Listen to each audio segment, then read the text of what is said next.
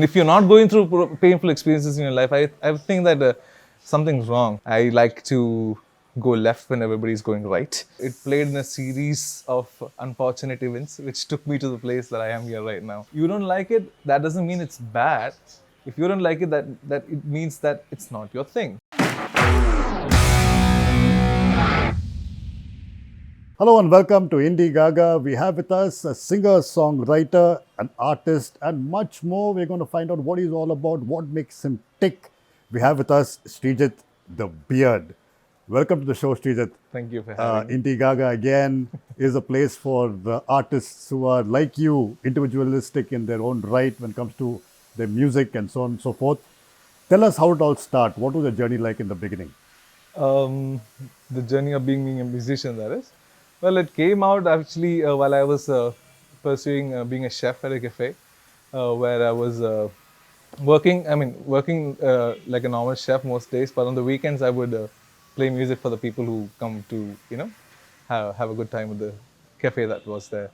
And slowly that turned out like I gained some following, and I had some people who discovered that, okay, there is such a gentleman who plays music, and I turned out to be a musician. That's To plain and start simple. off, I Yeah. know a bit about your background. You went into hotel management and you Yes, became a yes. chef for some time. Yep. So, while you were doing this in your mind, it came to you that cooking is not really my cup of tea. It's this that I want. Was that always there, the back of your mind, or because again, you are not a trained guitarist? Well, I would say that ways maybe I didn't receive the right kind of counseling, because I had to discover myself in the whole process of me going to be a chef. In fact, after doing hotel management, I worked in retail for a couple of years with Puma, that was, and became a corporate slave for a smaller bit of time. And I realized I was a corporate slave and I had to get the hell out of that place. But anyways, I would say that my life unfolded in such a way that I turned out to be a musician. It played in a series of unfortunate events which took me to the place that I am here right now. So yeah, I would say it was not a guided decision. I mean, it was maybe a universe's guidance that I received, but yeah, it was not mine anyways. So, if I can pick up on that word that you said, unfortunate events that took you to where you are here right now, is a very powerful statement to make for the musician. Because generally, they will be, I was so lucky to be at this place at this time. Yeah, I'm lucky to be where I am, but I think life that way is a lot of painful experiences that you need to overcome. I mean, if you're not going through painful experiences in your life, I think that something's wrong. I mean, you're not learning anything in your life. That I would say. I think struggle is very important that way. So when I say unfortunate set of events, I don't mean to sound negative in a way where I'm saying that those events were all bad. And no, I had a good time as well. Something unfortunate is very important.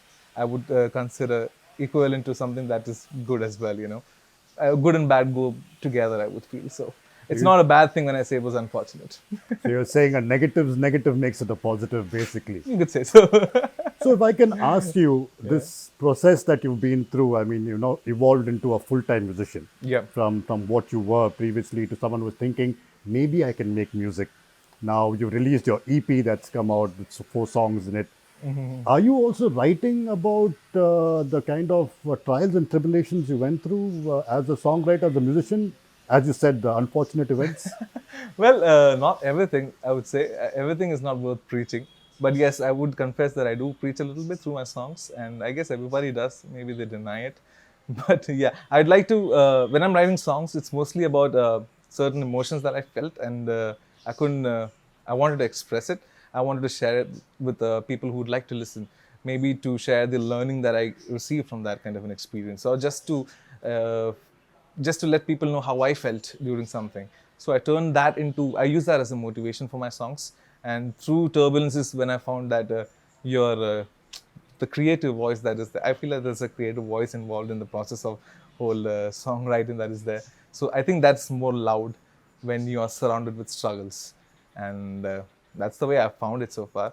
So I welcome struggles. So look at the way people generally write their songs, and coming from the background that you've been from, you come from a 4G background.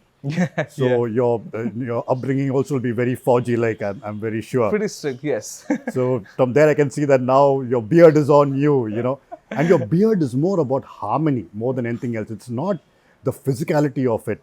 It's got a much more deeper meaning. Could you talk about that?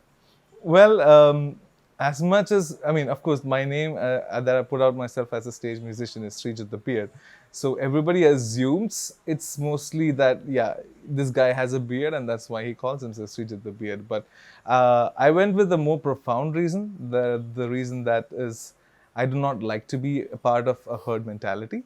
I like to go left when everybody is going right, just to discover what is there on the left, because everybody is going right, you know. So the left side is left abandoned, which I do not like. So I try to, I think I gained a more rebellious sense, or because maybe most probably because of my childhood. I guess I was rigorously being guided into being a robot, which is what I think most of the societies right now is brainwashed to program like. So I wanted to break out of it, and I think I did, and I feel happy about that, to be honest. So, considering the background that you have and getting into music as it is, I believe you were very much a metalhead when you started playing music. I still am. That's not something that I think that you lose. But yeah, I'm not playing metal music as my choice of music that I'm putting out. Though I really do wish to produce a whole metal album. Maybe I might do it eventually. I'm working with a couple of progressive rock bands and based out of Bangalore as of right now. But those are still in the workshop. You know, it's gonna take some time for the whole thing to materialize. But right now, yeah, I do put out a more calm and a more chill acoustic vibes kind of a portrayal of music that I put out there. It's just because I relates more to my raw element, you know, and I wanted to keep my music in the same way. Let me understand this and get a picture about what is going on for our viewers as well who want to start off playing music or rather want to form a band, as you would say. Considering the fact that you've always been either a two-piece band or you've just shot off on your own, right? Yeah. So when people say we're going to listen to a band and let's see two of you on stage, were there any questions in people's minds as to what's going Of on? course, I think when they see, I think when they not hear a lot of noise coming when it's a show, people are really puzzled. They're like, I came here to burst my eardrums, but why is this sounding so nice? But yeah, I mean, I did face a lot of questions that way when I call myself as a band. When I was an acoustic duo, people really did not get the concept that two guys with two acoustic guitars would be enough to play some songs and maybe have a good time. You know, I kind of believe that live music is not always about jumping to it. Sometimes you just want to sit down and just listen and enjoy that vibe, you know. So that's the kind of message I was preaching through when I was putting out my acts as acoustic duos. If I could ask you, you have a presence on YouTube, which is there. I mean, even though you don't, knowing a person like you don't really want to put yourself out there on YouTube, but it happens to be there. Yeah, it is there. Talking about a song from Tool, and Yeah. then suddenly you playing stuff from Massive Attack, and then you go to Simon and Garfunkel. So there's a lot of change happening here because Tool, as you know, is very progressive, and then Yeah. getting 21 lakh viewers is not a small amount. So was that your turning point? Didn't that dawn on you that maybe that's the kind of music I need to play because people stagnate as an artist? Yeah, no, I don't think it got anything to do with the kind of music I play. I think that Tool generally has a lot of following and like cult followers.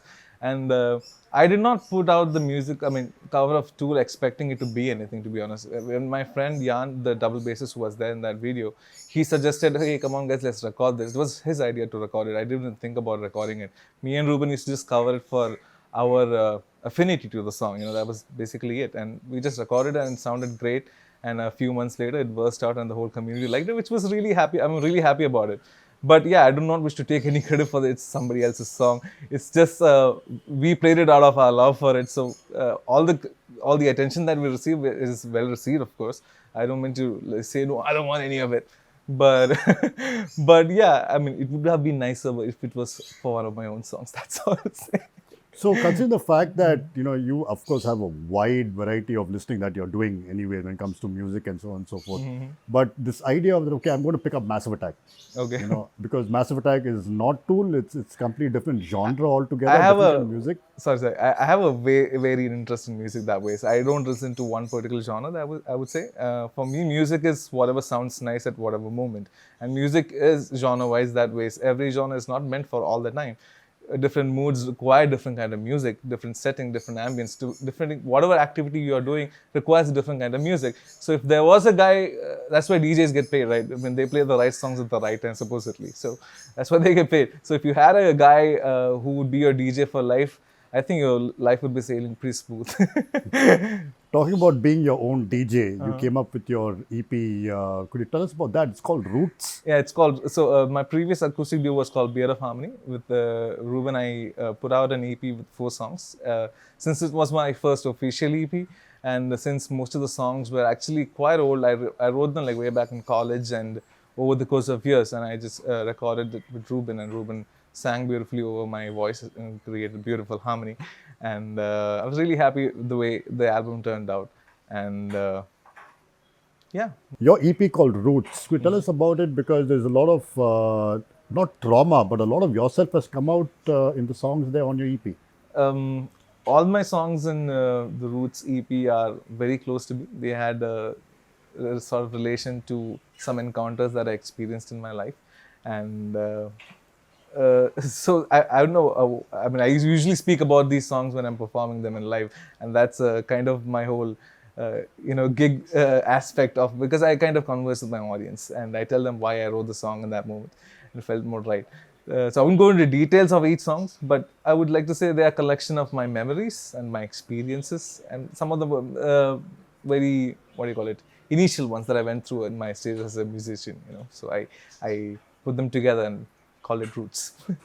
Looking at Sreejith, the man with the beard, and knowing you from the man who did not have the beard, I didn't really understand the philosophy of what went into it previously. Now, when I'm talking to you years later, I understand the harmony that comes along with you being the person that you are and what it is that you want to put forth to the world through your music and through your songs.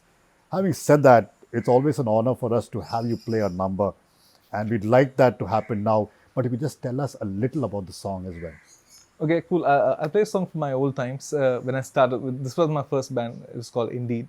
And this song is called Poolside for lack of creativity. But the song actually holds a very nice meaning, where I still believe that we are the hindrance, we are the biggest hindrance to our own success, And if we overcome us, I think the world would be a much easier challenge. So that's what the song's about. So Poolside it is, from your first band called Indeed. I love the name also. Just that's a little bit. Poolside we listen to, but Indeed, I know there's a story behind that. Yeah, it was a thing we used to do. It was a thing like when we would say Indeed when we want to like look cool, and when we say, hey, that thing is nice, I'm like, oh, Indeed. It was a very nice gimmick, and we just thought of using it for our band name as well. It worked very well actually for the time that it lasted. So then from Sreejith the Beard, a song Poolside from his first band called Indeed, but it's going to be Sreejith the Beard. Harmonize.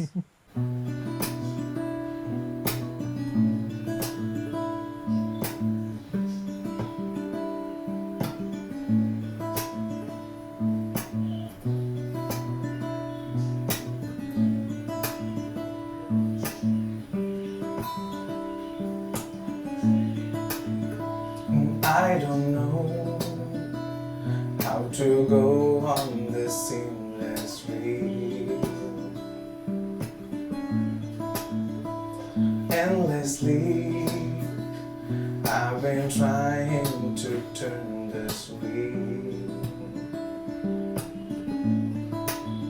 and all the time I thought I was the odd one now.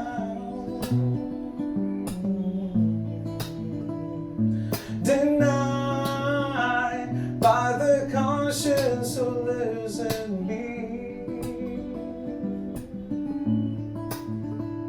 I begin to see this reality all alone, all alone. So now talking about kind of struggles and the challenges that you faced and so on and so forth. When you're sitting alone and you're looking for inspiration, where does that come from? Inspiration that way is it's very varied. I can't just pinpoint to one thing.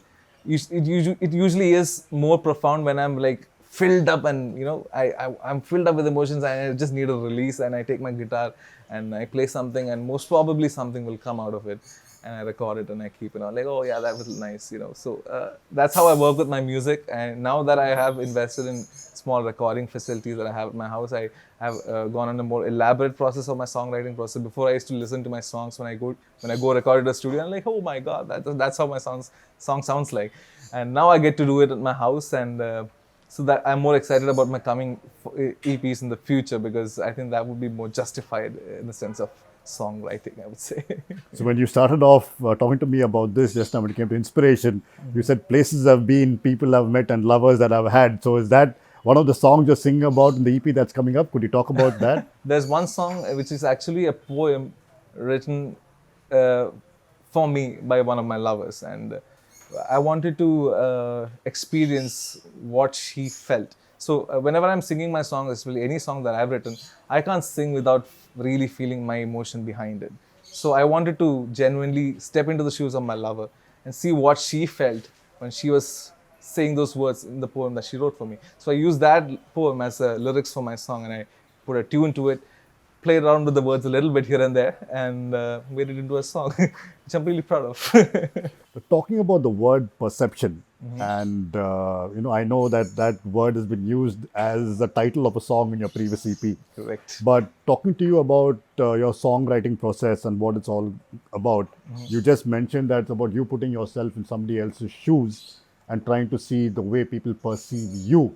Yeah. So this word perception seems to be a mainstay not only in the EP previously, but I'm guessing in the EP that's about to come. Well, it's something that we all need to be mindful about. As I said, I like to preach with my songs. So I hope that people do realize it, that whatever they see is their perception of things. The concept of individuality comes into play there, which actually was, I was also guided into that path by one of my old flame. And that's how I realized the whole concept of individuality. Like, everybody is different, everybody sees different things.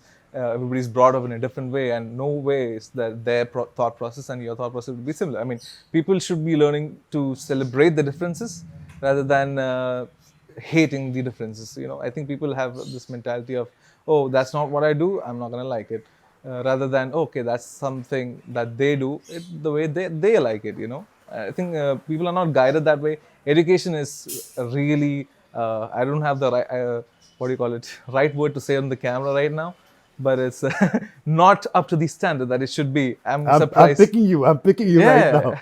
I'm surprised that people are not talking about it. I don't know why the education system is not changed. I don't know why parenting is not a subject that is mandatory for everybody, even if you are or not raising a child.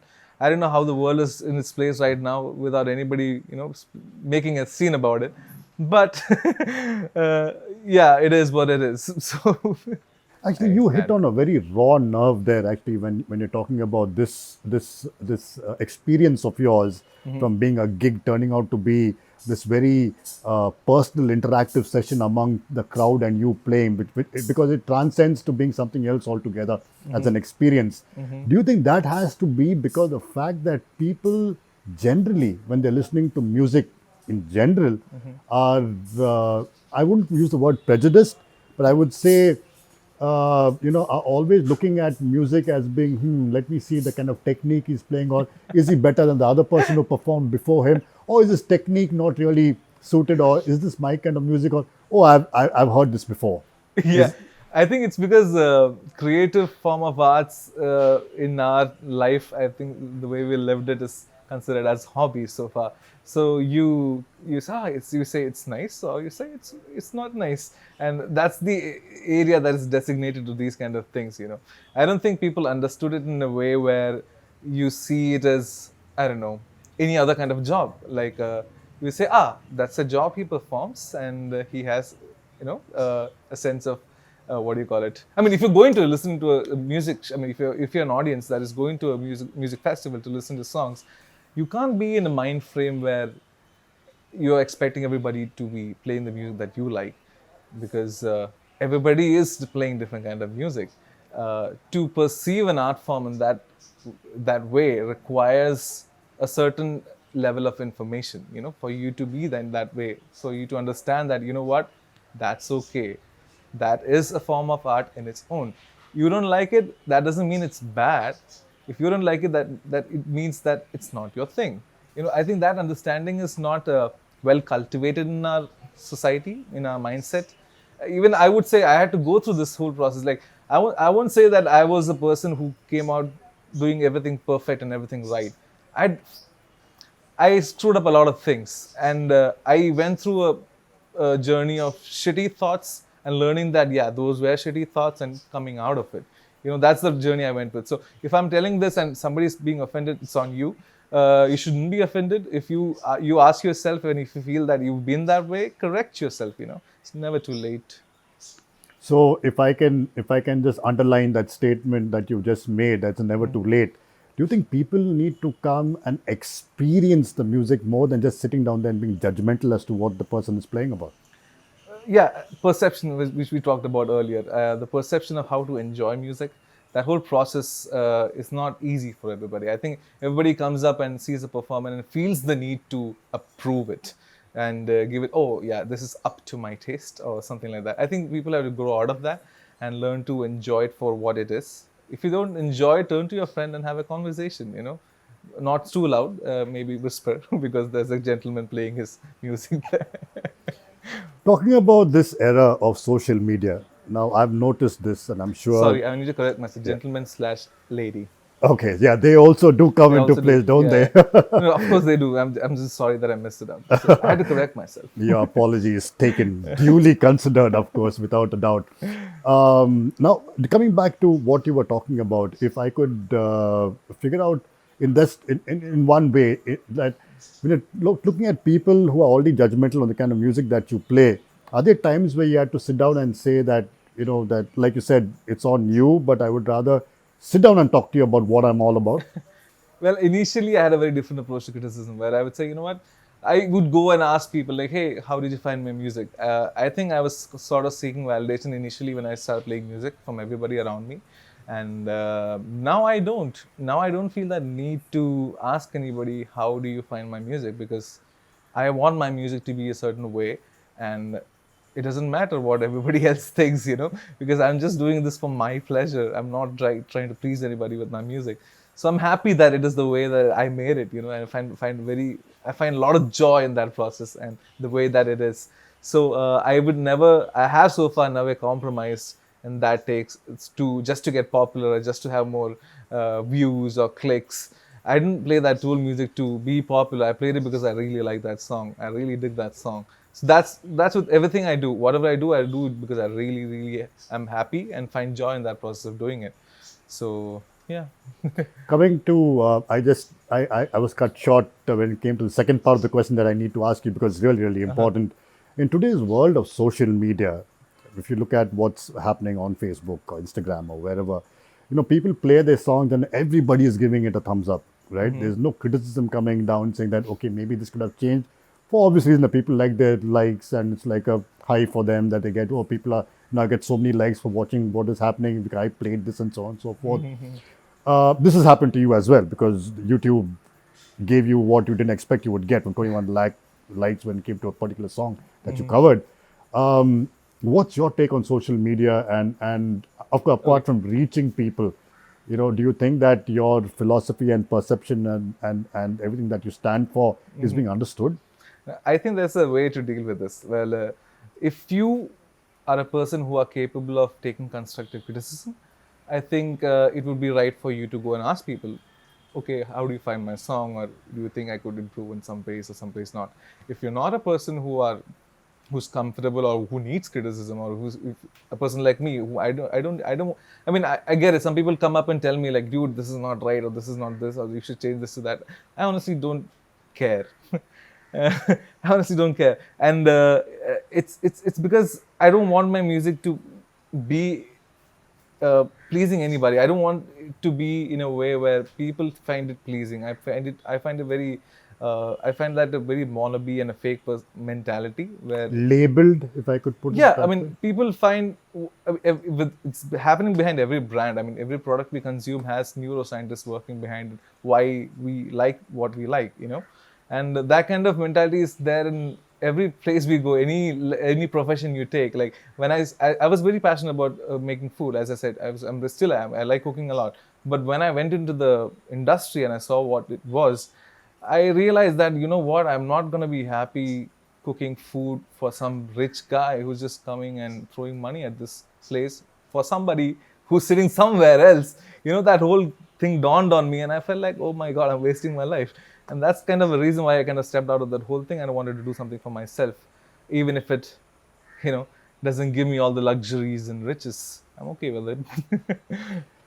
Listening to the kind of music that you've been playing, I've noticed, or maybe I was wrong, that even though you claim that you've not been trained musically, your voice, there's something about it, because of the fact that when you take those high notes, they go high.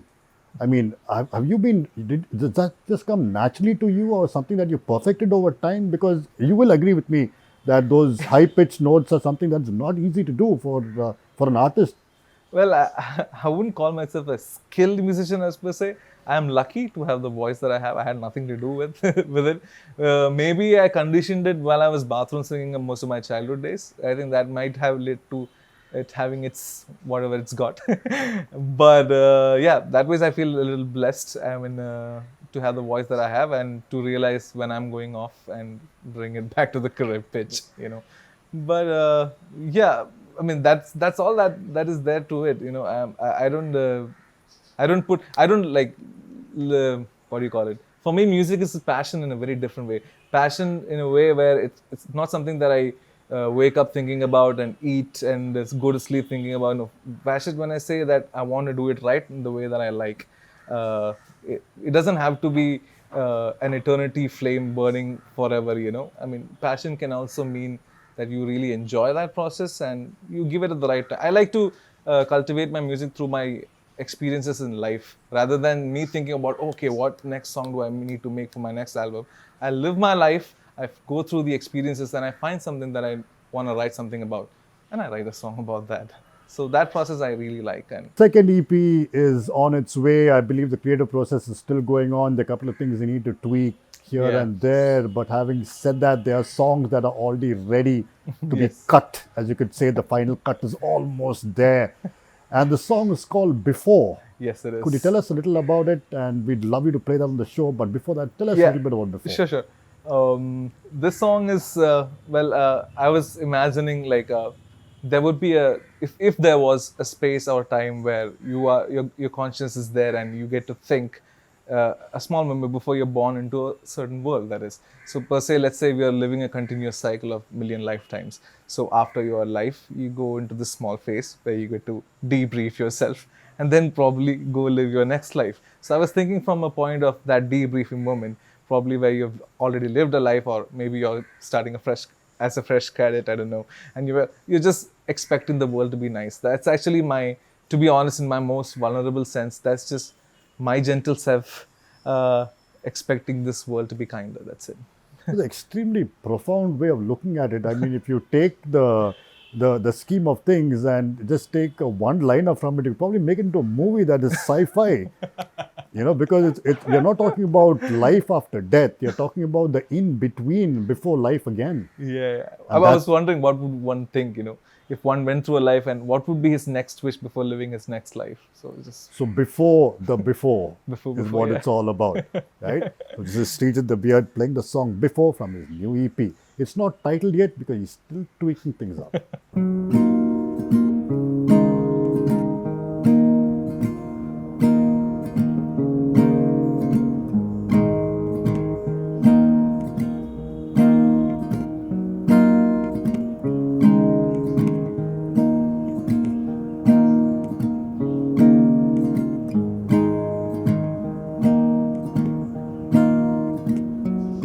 4 times when they start turning, 4 rhymes and yet to write. Well, I'm older than I used to be. as I step into the light.